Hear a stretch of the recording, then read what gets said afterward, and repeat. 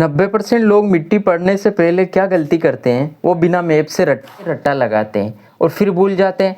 तो आज इस वीडियो में हम मिट्टी को मध्य प्रदेश के मैप और भौतिक प्रदेशों को ध्यान में रखते हुए पढ़ेंगे। पहले हम क्या करते हैं, सबसे पहले हम मृदा की परिभाषा देखते हैं। तो ये जान लेते हैं कि मृदा क्या है। तो मृदा क्या है? मृदा पृथ्वी की ऊपरी परत है जिसे हम भूपर्पटी के नाम से जानते हैं। मृदा चट्टानों के टूटने और जैविक पदार्थों के मिलने से बनती है। इसमें पौधों को उगने के लिए आवश्यक पोषक तत्व हैं। जल मौजूद, इसी को ही मृदा या मिट्टी कहा जाता है। समझ में आ गया? मिट्टी चट्टानों के टूटने और फूटने, जैविक पदार्थों के मिलने से बनती है। समझ में आ गई बात? चलिए आगे बढ़ते हैं। प्रश्न दूसरा, मृदा को हम क्या कहेंगे? मिट्टी। मध्य प्रदेश में कितने प्रकार की मिट्टी पाई जाती है? तो मुख्यतः मध्य प्रदेश में कितनी प्रकार की मिट्टी पाई जाती है? 5 प्रकार की मिट्टी पाई जाती है। और मृदा के अध्ययन को क्या कहेंगे? पेडोलॉजी। याद रहना चाहिए, परीक्षा में यही पूछा जाता है। मध्य प्रदेश में कितने प्रकार की मिट्टी पाई जाती है? 5 प्रकार। ट्रिक लगाना है, ये ट्रिक बनाइए। देखो ट्रिक कितनी शानदार है, सारी मृदा आपको याद करवा दी। ट्रिक, मिट्टी, एम से मिट्टी में बनेगा तो m बराबर JKL² m। बस शानदार सूत्र है, बस ट्रिक है। तो देखो J से बनेगा जलोढ़ मिट्टी, K से काली मिट्टी और L से लाल पीली मिट्टी। डबल L है क्योंकि इसकी ओर चढ़ा हुआ, तो L से लेटराइट मिट्टी और M से मिश्रित मिट्टी। तो ये कितने प्रकार की मिट्टी होगी? 5 प्रकार की मिट्टी होगी। चले आगे देखते हैं तीसरा प्रश्न। बहुत इंपॉर्टेंट फैक्ट बनेगा यहाँ से। भारतीय मृदा विज्ञान संस्थान कहाँ स्थित है? तो भोपाल में स्थित है। कहाँ पे? भोपाल में। स्थापना कब हुई थी इसकी? 1988 को। प्रश्न पूछा जाता है कि मृदा विज्ञान संस्थान कहाँ पे स्थित है? तो मध्य प्रदेश की राजधानी भोपाल में स्थित है। इसकी स्थापना 1988। मृदा दिवस बहुत इंपॉर्टेंट पूछा जाता है बार बार एग्जाम में। मृदा दिवस कब मनाया जाता है? 5 दिसंबर को। विश्व मृदा दिवस भी 5 दिसंबर को। विश्व मृदा दिवस भी 5 दिसंबर को ही मनाया जाता है। मृदा को अध्ययन को फिर वापस क्वेश्चन बार बार पूछा जाता है, हम वापस से इसे रिवीजन कर रहे हैं। पेडोलॉजी कहा जाता है। यहाँ तक आपको समझ में आ गया होगा। तो ये ट्रिक थी, आप नोट कर लीजिएगा। J से जलोढ़, K से काली मिट्टी, L से लाल मिट्टी और L से लेटराइट मिट्टी और मिश्रित मिट्टी। ठीक है, चलो तो एक नज़र हम मध्य प्रदेश के भौतिक प्रदेशों पे कर लेते हैं। MP का मैप, यहाँ पे हम कुछ मध्य प्रदेश के भौतिक प्रदेश है, इससे हमें समझ में आ जाएगा कि मिट्टी कहाँ कहाँ फैली हुई है। तो देखिए उत्तर में कौन सा है? मध्य भारत का पठार। दूसरा देखो सबसे बड़ा कौन सा पठार दिख रहा है? यहाँ पे मालवा का पठार। यहाँ कौन सा है? बुंदेलखंड का पठार। यहाँ पे कौन सा है? रीवा पन्ना का पठार। ठीक है, और यहाँ पे कौन सा है? बघेलखंड का पठार। और ये क्या है? बीच में नर्मदा सोन घाटी। ठीक है, और ये नीचे क्या है? सतपुड़ा प्रदेश। तो कुल कितने भौतिक प्रदेश है? 9 थे, जो 7 रह गए, 2 छत्तीसगढ़ में चले गए। तो वर्तमान में कितने भौतिक प्रदेश है मध्य प्रदेश में? 7। तो चलिए आगे देखते हैं हम। तो अभी हमने मध्य प्रदेश के भौतिक प्रदेश देखे थे। तो चलिए ये कौन सा है पठार है? अभी बताओ आप, ये पठार कौन सा है? तो ये मध्य भारत का पठार है। यहाँ पे कौन सी मिट्टी पाई जाती है? जलोढ़ मिट्टी। समझ में आ रहा है? अभी हमने समझा था। देखिए मध्य भारत का पठार वापस से हम देखते हैं। यहाँ पे देखो ये कौन सा है? मध्य भारत का पठार। तो यहाँ पे कौन सी मिट्टी पाई जाती है? जलोढ़ मिट्टी। आया ना आसान तरीका समझ में? तो अब देखो भौतिक प्रदेश से हमें मिट्टी याद हो जाएगी। चलिए देखते हैं। तो मध्य भारत के पठार में कौन सी मिट्टी पाई जाती है? जलोढ़। और रीवा पन्ना के पठार में कौन सी पाई जाती है? मिश्रित मिट्टी पाई जाती है। और यहाँ पे देखिए बघेलखंड के पठार में लाल पीली मिट्टी। कौन सी मिट्टी पाई जाती है? लाल पीली मिट्टी। सतपुड़ा श्रेणी में गहरी काली मिट्टी पाई जाती है। सतपुड़ा प्रदेश में कौन सी? गहरी काली मिट्टी पाई जाती है। और मालवा के पठार में भी काली मिट्टी पाई जाती है, लेकिन मध्यम काली मिट्टी पाई जाती है। और सबसे गहरी काली मिट्टी कहाँ पाई जाती है? नर्मदा सोन घाटी के नीचे, नर्मदा सोन घाटियों में और सतपुड़ा प्रदेश में पाई जाती है। प्रश्न हो सकता है, पूछा जा सकता है कि गहरी काली मिट्टी कहाँ पाई जाती है मध्य प्रदेश में? तो सतपुड़ा प्रदेश में। कौन सा भौतिक प्रदेश? सतपुड़ा प्रदेश में नर्मदा सोन घाटियों में पाई जाती है। तो चलिए आगे देखते हैं। अब ये बात तो आपको समझ में आ गई होगी। तो देखो मध्य प्रदेश में सर्वाधिक मिट्टी का क्रम, सबसे ज़्यादा सर्वाधिक कौन सी मिट्टी पाई जाती है? काली मिट्टी। कितने प्रतिशत? मध्य प्रदेश में 46% भाग पर। लाल पीली मिट्टी 33% और जलोढ़ मिट्टी 3%। बाकी मिट्टी थोड़ी कम मात्रा में पाई जाती है। समझ में आ गया होगा। तो बहुत इंपॉर्टेंट मिट्टी फर्स्ट सबसे सर्वाधिक मात्रा में पाई जाती है मध्य प्रदेश में 46%। तो हम काली मिट्टी का अध्ययन करते हैं।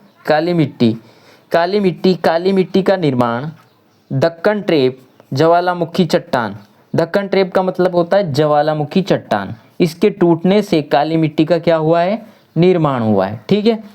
मिट्टी के अन्य नाम, बहुत बार एग्जाम में पूछा गया मिट्टी के अन्य नाम। रेगुर मिट्टी क्या है, रेगुर मिट्टी, काली कपास मिट्टी, करेल मिट्टी, चेरनोजम मिट्टी। ठीक है, इतने नाम है, ज़्यादातर यही पूछा जाता है, रेगुर मिट्टी और काली कपास मिट्टी। चलो आगे देखते हैं। काली मृदा में पोषक तत्वों की कमी क्या है, तो देखो नाइट्रोजन, फास्फोरस और जैव पदार्थ की क्या है, काली मिट्टी में कमी है। चलो आगे देखते हैं।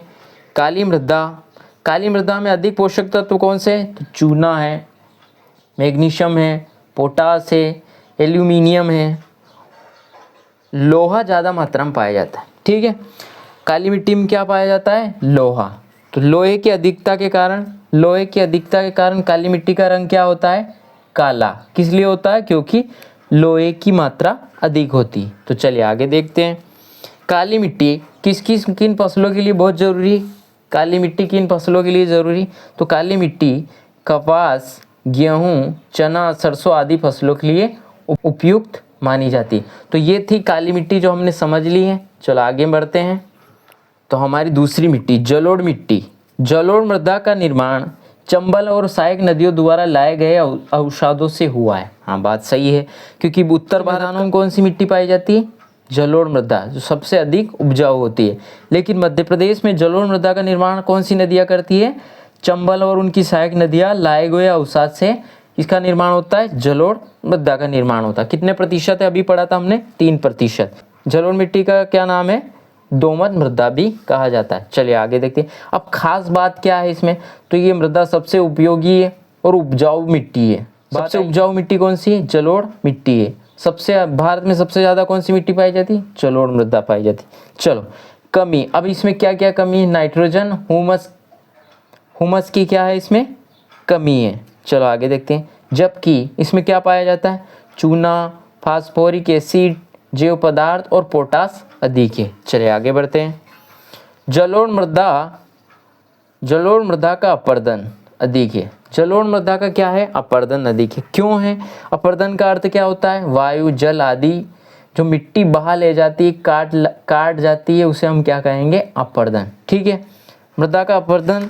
अब ये एक बार बार क्वेश्चन पूछा जाता है कि मृदा के अपरदन को क्या कहते हैं, तो रेंगती हुई मृत्यु कहा जाता है। मृदा अपरदन को क्या कहा जाता है, रेंगती हुई मृत्यु कहा जाता है। मध्य प्रदेश में सर्वाधिक मृदा अपरदन किन क्षेत्रों में होता है, तो कौन से जिलों में होता है, भिंड, मुरैना, श्योपुर और ग्वालियर में पूछा जाता है। सर्वाधिक मृदा अपरदन वाले जिले कौन से हैं, तो मुरैना ज़्यादा पूछा जाता है, भिंड, मुरैना, श्योपुर इनमें से एक पूछा जा सकता है। तो चलिए आगे बढ़ते हैं। यहाँ तक समझ में आ गया होगा। तो यहाँ तक आपने देख लिया हो तो चैनल को सब्सक्राइब, लाइक और कमेंट जय हिंद जरूर कर देना। चलिए तीसरी मिट्टी हमारी लाल पीली मिट्टी। इस मिट्टी का निर्माण प्राचीन चट्टानों के धीरे धीरे टूटने से हुआ है। बिल्कुल सही बात है। लाल रंग किसके कारण है, फेरिक ऑक्साइड के कारण है। ठीक है, और पीला रंग क्यों है इस मिट्टी का, फेरिक ऑक्साइड के कारण है। क्यों, क्योंकि जल के साथ क्रिया करती है और पीला रंग हो जाता है। चलिए आगे बढ़ते हैं। और ये मिट्टी किन फसलों के लिए उपयुक्त है, तो लाल पीली मिट्टी धान के लिए उपयुक्त है। कमी क्या है इसमें, कमी नाइट्रोजन, फास्फोरस, ह्यूमस की कमी है। और ये ज़्यादातर ये भूमि किस अवस्था में पाई जाती है, बंजर भूमि। लेटराइट मिट्टी, ये इंपॉर्टेंट, बार बार पूछे जाते हैं इनसे क्वेश्चन। ये चट्टानी मृदा है और चट्टानों के कण अधिक पाए जाते हैं इस मिट्टी में। ठीक है, अन्य नाम लाल बुलाई मृदा और भाटा भी कहा जाता है। ठीक है, कमी क्या है इसमें, ह्यूमस की। ह्यूमस क्या होता है, वही सड़े गले अवसाद, उन्हें हम क्या कहेंगे, ह्यूमस। ठीक है, आयरन और सिलिका की है। ठीक है, निर्माण अधिक वर्षा के कारण पोषक तत्व बह जाते हैं। अधिक वर्षा वाले जो क्षेत्र होते हैं वहाँ पे कौन सी मिट्टी, लेटराइट मिट्टी पाई जाती है। पोषक तत्व बह जाते हैं, इसके बाद कौन सी मिट्टी होती है, लेटराइट मिट्टी का निर्माण होता है। तो किन फसलों के लिए उपयुक्त होती है, तो चाय, कॉफ़ी, रबर, काजू। ठीक है, ये कौन सी मिट्टी थी हमारी, चौथी और लेटराइट मिट्टी। ठीक है, आगे अंतिम मिट्टी। निर्माण नीस ग्रेनाइट चट्टानों के टूटने से निर्मित होती है। ठीक है। ये किस क्षेत्र में पाई जाती है? बुंदेलखंड में। कौन सा भौतिक प्रदेश? बुंदेलखंड। कुछ भागों में रेत बालू मिश्रित पाई जाती है, कुछ भागों में इस मिट्टी में रेत बालू और सभी लगभग मिश्रित मिट्टियाँ पाई जाती है। इसकी प्रमुख फसल कौन सी है? ज्वार, बाजरा और मोटे अनाज। इसमें कौन से अनाज उगाए जाते हैं? मोटे अनाज उगाए जाते हैं। ये मध्य प्रदेश का इम्पोर्टेंट टॉपिक था, मिट्टी। मुझे लगता है आपको समझ में आया होगा। नोट्स बना लेना। वीडियो अगर अच्छा लगा तो कमेंट करना, सब्सक्राइब कर लेना, लाइक कर देना। मिलते हैं अगले वीडियो में, तब तक के लिए जय हिंद, वंदे मातरम।